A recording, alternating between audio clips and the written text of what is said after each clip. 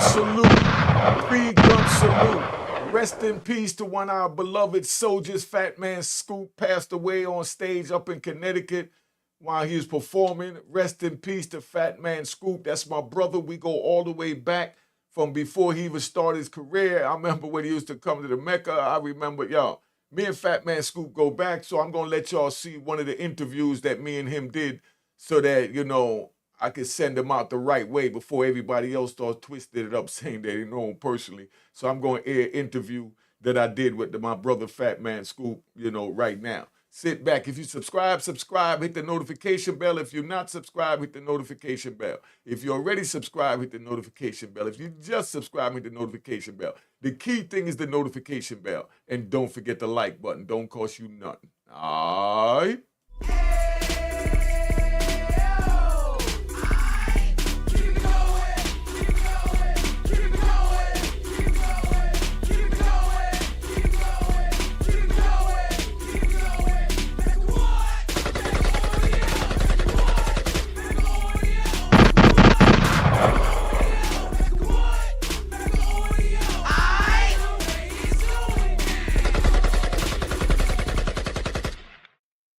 Yo, Fatman Scoop is passed, man.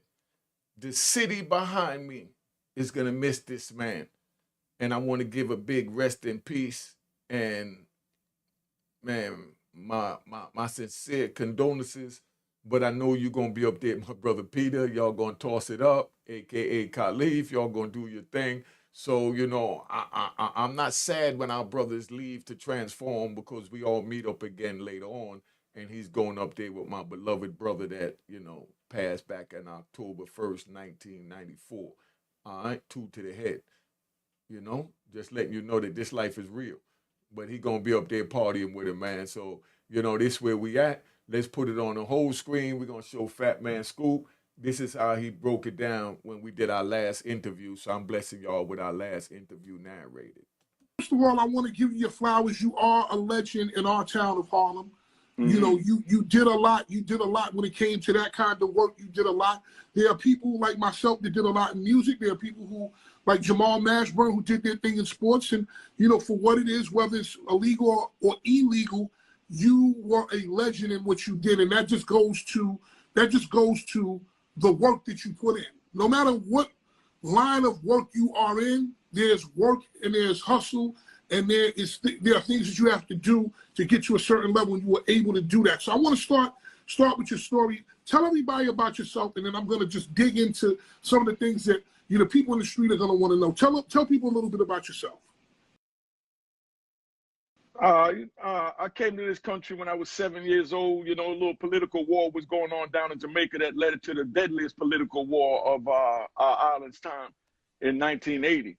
So I came up and, family moved out to New Jersey. The rest of the family moved to Brooklyn. Then, my other, family members and comrades started coming up from Jamaica in the 80s over in Brownsville, things like that, up and down Brooklyn. And I started going over there mixing with them. I learned how to hustle, because, that's what was available. So I took advantage of it. So I got into that.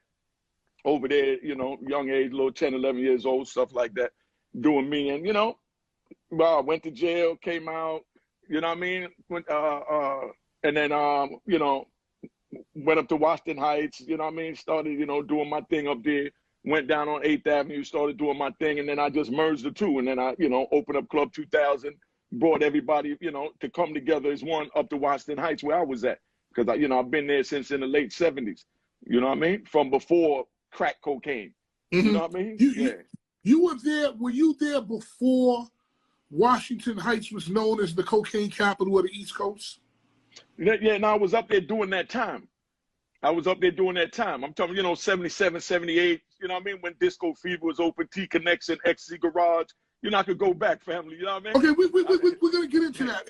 And a couple of things we were definitely going to talk about is, because your name is so synonymous with Washington Heights. I remember as a young man, just being up in the Heights. Literally, you could just be in the street, and there'd be dudes like, yo, Bobby. Yeah. Like, it was crazy. Like, people were literally walking around with bricks in the street trying to get them off. It was like open air, like it was crazy. I've never seen anything like that. You'll probably never see anything like that again. But I want to start from the beginning and we'll get to all of that. Let's start with this.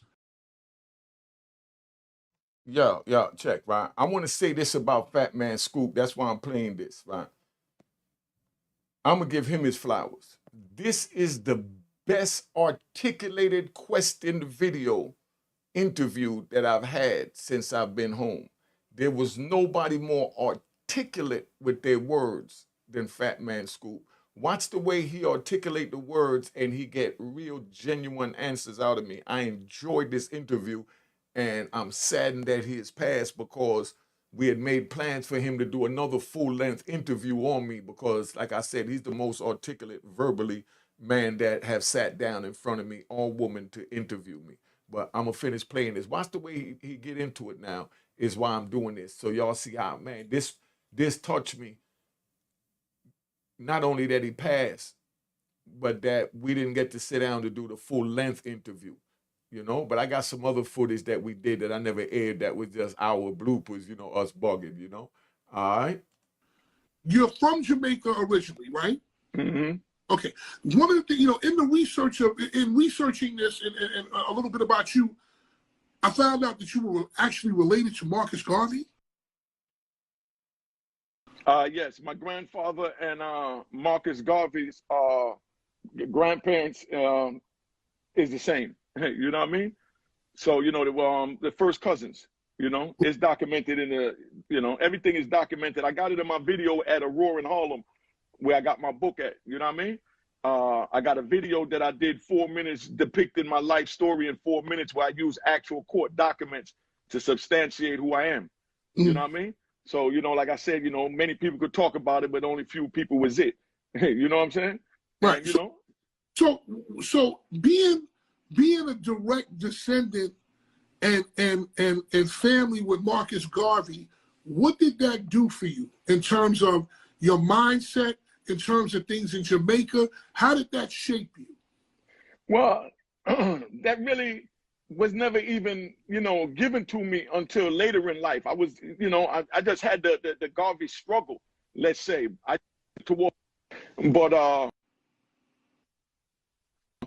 you know, I just had to struggle. You know, I just got the blood in me to move. You see, I just came home and I'm already doing me. You know, you know, it's just in the blood. You know what I'm saying? But now they never told me, oh, you're a Garveyite, so you're supposed to this. And so it was no looking up to it. Just me trying to feel my way in the dark. And you know what I mean? Came up with what you have here. You know what I mean? Not proud of everything, but you know, it is what it is. You know. Right. Now, I also saw that you were a child soldier. So you were recruited into what party? What was that process like and about? No, see, it was just wherever you live, that's where the party line was at because that's where they politician for. You understand what I'm saying? So if you lived over there in the gully like where I lived at, that was PNP. You know what I mean? The People's National Party. You know what I mean? If you live over there, like, you know what I mean, by Tivoli and all that, then you got JLB. That's why you have the Spanglers, and that's why things are broken up in the manner that it is. Because whatever party wins, that's who give out jobs. You understand what I'm saying? Like how, you know, Joe Biden trying to give out money. You know, so that's what the Democrats want to do. They want to feed the poor. You know what I mean? Right. They want to feed the poor. So we ain't gonna get into that aspect, but you know what I mean. So whatever party win, that's how it is. But down there, we don't hand out picket signs. They hand out guns and machetes. You know what I mean? And tell you to kill the opposition that's voting for something else. Okay. So with that being said, at a young age, they armed you up, right? Yeah, I mean, it wasn't like they armed me up. You had to arm up to protect yourself. Right. You know what I mean? Because there was a jungle out there. You understand what I'm saying? How old were you having to live that kind of life? And what did you go through? Because a lot of people don't think about somebody 8 years old being armed up or 10 years old being armed up, but that was the experience. So that people understand, because to me, you going through that part of life kind of sets you up for where you went in New York. You had an understanding of that kind of life. It was just a different war. So when did you actually when did that living that life start for you, where you were armed up and stuff like that, and what was it about? What happened? Now, you know, 8 years old is when You see, that's what I'm talking about. You see how articulate this man is?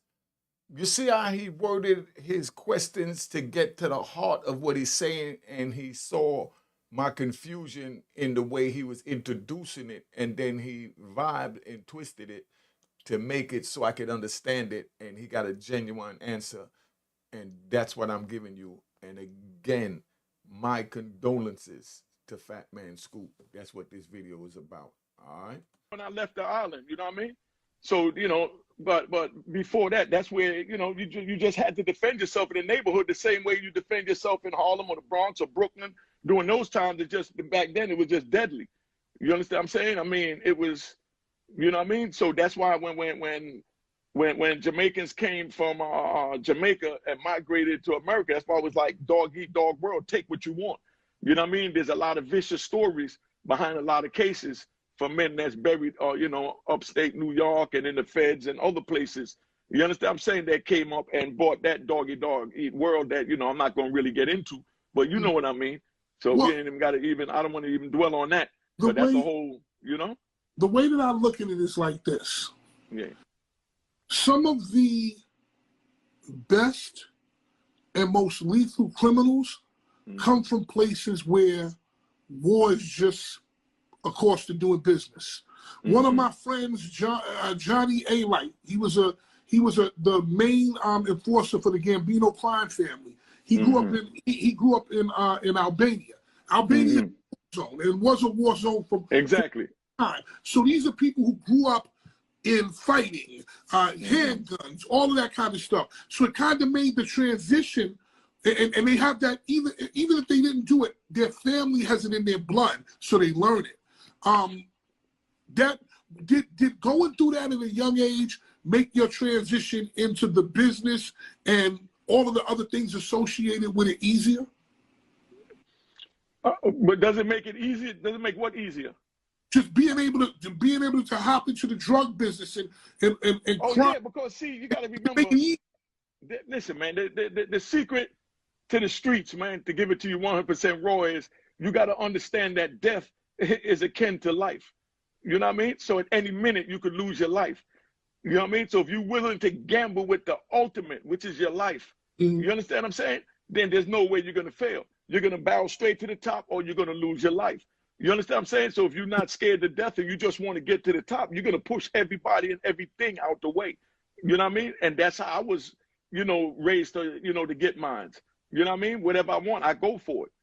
You know what I'm saying? That, that's just, cause where we come from. I mean, our families used to send down barrels from up north. I know a lot of people watching this know what I'm talking about. Send down barrels of clothes and candy and toys and, you know what I mean? And when it come, they try and give it to who it's supposed to be given to. But, it's a dog, you know what I mean? So everybody go for the barrel. You know what I mean? Everybody go to grab things, unless it's organization, which a lot of times it gets out of hand. So we used to taking, you know what I mean? Use that as a little example, where it come from youth in that aspect that you see something you want, you go at it. Even when people telling you, no, you can't take that. No, that's not yours. That's Johnny's. It was sent for such and such. Nah, I want that. And we pulling for it as kids. You know what I mean? So now they let us loose on a, you know what I mean? In the world. You understand what I'm saying? And then now this is a time when, no disrespect, but the whole America was drugged out. You know what I mean? They was coming up from off the LSD over to the heroin, to the powder cocaine, to speedballing, you know what I mean? To crack cocaine. And then now they put us up here when all they want to do is get high. And then they made the drugs accessible. You hear that?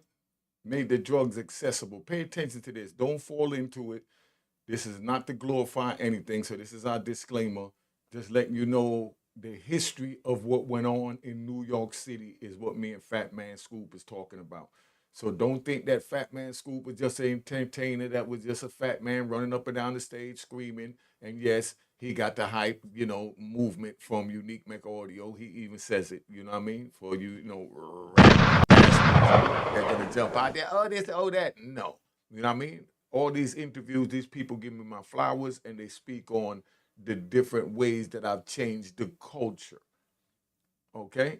I just don't like to brag about it. So I let other people come up here and talk about it, but I try to make my YouTube channel about me talking to you because you come here to meet me. And once in a while, I bring a guest. I might bring another special guest for you real soon. You know what I mean? But it depends how I feel. You know what I mean? This is about me vibing with you. You know what I mean? It's not, all about, a guess, because, that's to me, no disrespect. That's shallow. You know what I mean? You just got to talk about somebody else because your life is not as important. Not bad. If you like it, you like it. All right, let's finish this joint. Accessible. What the hell am I doing getting my hands on 25 kilos a day? You understand what I'm saying? And I'm not bringing it in. I'm not, I mean, come on. And I know all the dudes that was doing that and more than what I was doing. So, I mean, people say, oh, that's a lot. No, that wasn't a lot. That was a part of the game. You got dudes that was, you know what I mean, doing 200 and 300 a day. Like it was nothing. You know what I mean? So, you know what I mean? It's just, it is what it is, son. You know what I mean? Survival of the fittest. Now, you said that you have to be ready to die and give it all up. You got to. Listen, don't get attached. Every day when you woke up. Watch the way Fatman Scoop articulate his questions to me. He's direct. He's just the way I love it. So if y'all plan on interviewing me, take notes from Fatman Scoop. You're interviewing someone else. Everybody got their own style. But when you're dealing with a man off the street, just come direct and get to the point. Don't worry about going around the words because you don't want to offend the person, because we know what we did was horrendous. So just ask the question. Check out Fatman Scoop, my man. Love him to death. Again, my condolences and rest in peace to Fatman Scoop. That's what this is. Yeah. That was what was on your mind. I may die today, but this is what I got to do to get there. Nah, not that this is what I got to do to get there. My mindset was more or less like, I'm getting ready to get this. And if I die today, let me finish. If I die today, you understand? Did I leave a good enough legacy behind? You know what I mean? Did I leave a good enough legacy behind? I don't want to die until my legacy is dead. You know what I mean? Like right now, I welcome death. You understand? Because my great grandkids will be able to, you understand, eat off my legacy. You understand what I'm saying? So I've contributed something to my generation. You understand what I'm saying? To my offsprings. You understand? Which is my struggle. You know what I mean? That I'm trying to show them now while I'm here how to shape it into some type of brand. You understand what I'm saying? Instead of just a drug dealer running up and down. Because you know what I did in the music business. You understand what I'm saying? We're going to get to that. We're going to get to that. So what I know of you from being a young kid and watching it, because I wasn't old enough to get in the club, but I was old enough to know who the players were and what was going on. Just Mecca Audio and Club 2000, all those things like that. I knew you as being somebody who moved a lot of weight, a lot of work, moving a lot of bricks. If you want to, having a connect that allows you to move bricks would be like in the music business getting a record deal signed. Exactly. That's distributed. Getting a connect would be like getting a record contract in the music business. Check out the way he articulates his questions and look at him thinking about how to bring it to me as a man, to be direct but not be disrespectful, but not waste our time with a bunch of Lilliputious ass words. Fatman Scoop, again, my condolences. This was a great interview. I loved it, and I really enjoyed watching it with you for those that watch it to the end. But it's worth it to the end. Yeah. I always wanted to know, do you remember the day that you met your connect? And how did you feel coming out of that meeting? Because that would be akin to someone getting a record deal, someone actually getting on the road to making it. Did you see how he broke that down? Do you remember that? And do you remember what it felt like? Yeah, before I even begin it, look, as you see, I'm thinking, Fatman Scoop makes me think. I love you, brother. I love you. I love you. I love you. And I know you going in a better place because you're a great man. All right. I mean, I would never forget those moments, you know what I mean? Because those was life-changing moments, you know what I mean? Because like I said, I walked in and I basically told them, yo, this is what it is, man, you know what I mean? Y'all up here, y'all doing this. I could take this down here, make double that. You understand what I'm saying? Matter of fact, give me 5 joints now. I'm going to run uptown. I'll be right back. You know what I mean? So they gave me 5 joints, ran uptown, came back, you know what I mean? Bought them their little money, you know what I mean? And then, took another 5, ran back up there and showed them that I could do this all day. You understand what I'm saying? But to be safe, You understand what I'm saying? Put them somewhere where I could get to it. I don't have to see you all day and I could just do what I do and pull you out of harm's way. Because you know I ain't going nowhere with your money, and you know I can move it, and you know I can protect it. So you know you good. You know what I mean? So, you know, I took it from point A to point B, and, you know, walking out of that meeting was like, you know what I mean? It was like, yeah, well, it's on now. You know what I mean? It's on now. No looking back. You know what I mean? That's all it was. No looking back. Because I know it's entering into a whole nother field where now they grab you, you're going to do time. So that's why when, you know, I got the life with no parole plus 20, it didn't shake me. You know what I mean? Because it was already expected. It was a part of the plan. It was either that, death, or get rich. You know what I mean? You know, and either way, to me, they all equal. Because if I die an honorable man, I died a man. And that's all I care about. At the end of the day, I'm going to die. Right. You know what I mean? But I want to just die an honorable man. It's crazy that you said you knew once you got the connect and you basically made it to the big leagues, you knew that something was going to happen. Yeah. And what made you in your mind able to accept that? I know you said you want to die a man and you were going to be honorable in your death or whatever moves you made, but at that point, you knew there was no going back, and you still took it on. I'm like what? Just sitting there, you said, "Wow, I'm at the top of whatever this is right now." You're walking around, and you know that you have the power to take 1 brick or 5 bricks or 10 bricks or 20 bricks and put them around, knowing in your mind that at some time this is going to come to an end. What were your plans in your head, knowing that it was going to come to an end? You see the way he articulated that? Did you see the way he articulated that? Well, now you're going to see how I responded to that. All right. Like, what were your major plans and what were your benchmarks and your goals that you wanted to accomplish before it ended? Mm-hmm. Well, I accomplished them because I set up the club, you know what I mean, and you know, set up Mecca Audio, and you know, I situated my mother, made sure she was straight, you know what I mean, and you know, my sisters, I accomplished what I wanted to accomplish. I'm comfortable with what I did, you know what I mean. I'm comfortable with what I did, you know what I mean. I'm comfortable with what I did, and my struggles is what led me to who I am today.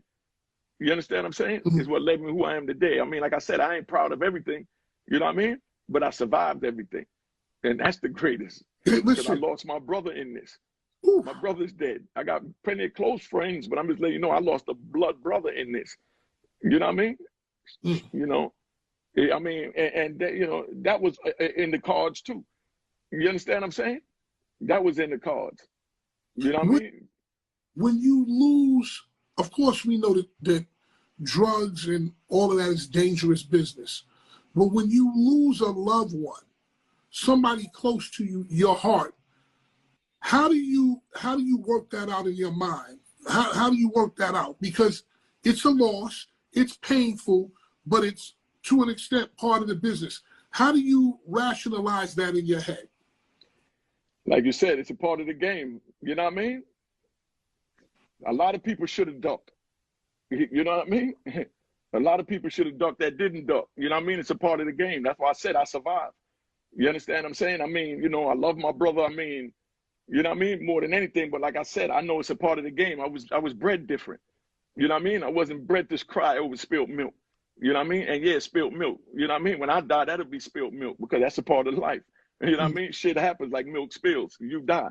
You know what I mean? It's just how you die. You understand what I'm saying? And what you have left behind for when you die. You understand what I'm saying? Now speaking of dying, when you go to jail, technically you die because at a certain point in time, they'll say, yo, free unique, and there may be some t-shirts, but as the time goes away, you're fading, brother. You're fading. So that is a form of death. Going in jail and knowing that pretty much you're gonna die. What are you sitting in there saying your first night? Now, my thing was, you know, to be honest with you, you know, I prayed, you know what I mean, for forgiveness, you know what I mean, for a lot of the things that I've done, you know, along the course of survival. You understand? Including poison in my community and, you know, all of that. You understand what I'm saying? Because I started meeting dudes after about 15, 20 years in. I started meeting dudes after about 15 years in now, a decade before I came home. I started meeting young men from different areas that I've hustled in. You understand what I'm saying? That was born during that time from using my poison. You understand what I'm saying? And that's what the thoughts that hit my mind, that damn, I'm responsible for that. You know, they'd be like, yo, such and such a lunchbox. You know what I mean? But we poisoned those lunchboxes' parents. You understand what I'm saying? So, you know, we always use, man. You know what I mean? Because they let it in. But like I said, I'm just a man that can admit, you understand what I'm saying, and take responsibility for my actions. You understand? And right now I'm trying to do a little better. That's why I got my little joint over there at Unique Mecca Audio at the YouTube, because I'm not chasing views. I'm not chasing that. I'm chasing saving one kid. Mm-hmm. Because if somebody would have tried to save me, man, and you know what I mean, I would have loved for a person to just try. Not saying I would have listened. Let's get that straight. You know what I mean? But just knowing that someone even cared enough. That's why I said, that's why like losing life is nothing. You know what I mean? Because the way, you know, where I was raised, life is life. You know what I mean? Life is like breath. 1 minute is here, it's next. The next is gone. You know what I'm saying? So, you know, you don't cry over certain things, man. You just move forward and take what you want. You know what I mean? And like I said, make sure you leave a good legacy behind. If you want to be left, if you want to leave behind that you're a piece of shit, you do that. You know what I mean? But, you know, I want to be left behind that even after all my struggles, I grew. You understand what I'm saying? I grew. You understand? Because, you know, I moved with what was there for me. You understand what I'm saying? I moved with what was there for me, and that was it. You know, but I survived. Like I said, that's the key. Because a lot of people listening now, you know what I mean? Trust me, I don't know if you would have survived, dog. Like I said, I lost my own brother. I lost some of the closest people to me. So I was lucky to survive. You know what I mean? I ain't no better than the next person. I'm just saying that era was a mother. Listen, you know? I can tell you, not only did you go through that, you did a lot of time. So in doing that time, did you ever think that in the year 2020, 2021, that you would actually put feet on the street again? Or did you just accept it like, I got life plus this, I'm never coming home? Did you ever hold out hope? Did you ever have a plan? What were your thoughts being in there for that many years? Did you see the end of the rainbow? Man, none of that moved me, man. When dude said life plus, you know, with no parole plus 20 years and all of this, it didn't even move me because it was expected. I knew they wasn't gonna give me nothing that I wanted, but I know that that's not God's plan for me. You know what I mean? Because like I said, I was leaving a good legacy, you know? So when the judge asked me to speak, you know what I'm saying? I didn't ask him for leniency. I didn't ask him to cut my time. You know what I mean? I didn't ask him to spare me. I asked him to send me someplace that I could better myself so I could come back and, you know, be able to take care of my family. You know what I mean? And my children when I go home, because right now I don't even know how to read or write. I knew how to count. You know what I mean? And that's what I said to him when he asked me to speak. So that's why when Donald Trump signed this thing in saying that if you self-rehabilitated and you was sentenced to crack cocaine during my era, that you could go back to your judge and you go back to my judge and show him what I've done to rehabilitate, and then it's up to the judge. So I went back to the judge and showed him, man, when I stood in front of you 26 years ago, I didn't beg you for nothing. I just asked you to send me someplace so I could better myself, so I could show you that I'm going to be able to take care of my family when I go home. So, you know, since then I done got my GED, you know, I done became a certified electrician, plumber, mechanic, HVAC, refrigeration specialist, culinary arts cook, serve safe, you understand, certified mentor, suicide preventionist, you know what I mean? So I sent all of those in, plus 100 and something other certificates that I got over my 26 years, because I refused to take that life with no parole to mean me unique. That can't mean me, because I know God got me. You know what I mean? And that's why I'm sitting here. When you sent all of that to the lawyer, what was his response to you? Obviously he let you out, but what was his response to all of those accolades, all of those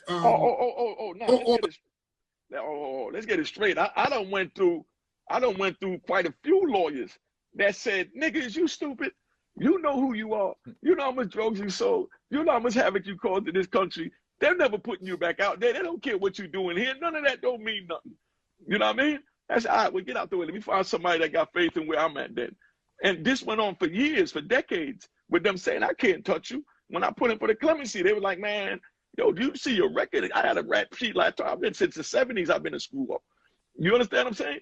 But I'm like, okay, so that's why I respected my judge, because my judge looked back and said, hold on, you did all of this in 26 years on the street, but for the last 27 years, you did all of this. You understand what I'm saying? And this supersedes this, because this is who you are today. I sentenced you according to who you was yesterday, but now I'm going to release you according to who you have become today. And that's why I'm sitting here. So that's why I'm trying to say one shit over my YouTube, you know? I noticed that, man. All the people who have really done some of the worst crimes and got the most time, I noticed they're the ones who are trying to save the kids. You get the call that you are now going to be released. What's going through your mind? 26, you're in there 26 years. Oh, we're released. You're going to be released. What is the first thing you do? The first thing you do? First of all, there was no call. Dude just came to my door and said, give me an address. I said, for what? He said, because you're going home. I said, man, get away from my door. Because it's a nasty case manager. You know what I mean? A nasty little racist dude. So I'm thinking he's being nasty because I was just trying to get moved out of his unit to get sent to another prison over in North Carolina so I could put another motion in while that motion was pending. Because I ain't got no problem shooting at the courts. You know what I mean? Something going to hit somebody hard. Right. You know what I mean? But you got to be in it to win it, like Lotto. Right. You know? But, so, that's where I was at. So I just, did me, man. You know? Once they said you're going home, how long was it before, okay, hey, the guy comes up, he says, you're going home. How long does it take before you're actually walking out the door? Okay, if it wasn't me, it would have only took maybe 2-3 hours. But they had me on a immigration. Yeah, this is deep. I just want to give you the beginning of me and Fatman Scoop. Make sure you make sure you subscribe and hit the notification bell. If you're already subscribed, hit the notification bell, hit the like button, and let's keep this thing moving. All right. Cheers to the crime.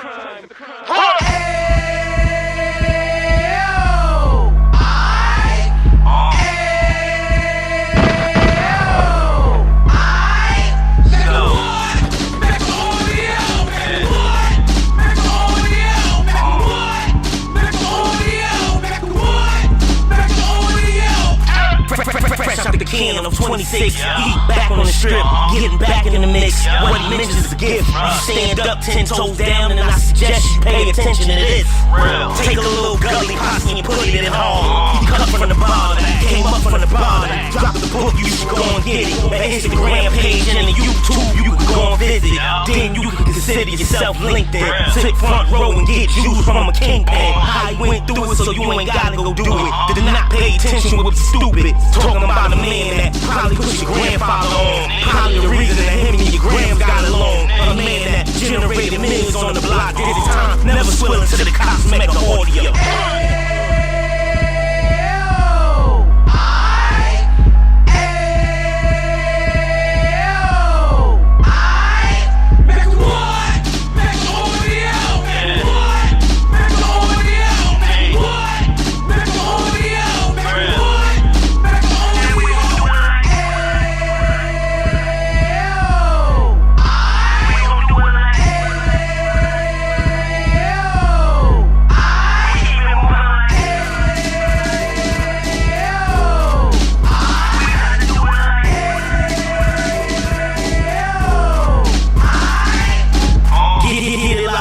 G's in the 90s. Drop top being so shiny. I let shorty go, she was whining. Treat her like my past, she behind me. Spend a couple bands on the dapper Dan. You eat that again, eating green like a Packers fan. No cap, this a roaring uptown. Yeah, we roaring uptown, Dominican bust down. Now we on the positive, you ain't got a lot to give. Now you trying to stop the kids from being inoperative. So take heed, homie, let it air. He started in uptown, he gon' finish there. But now it ain't about selling drugs, buying cars, it's about buying property to make the you in the yard.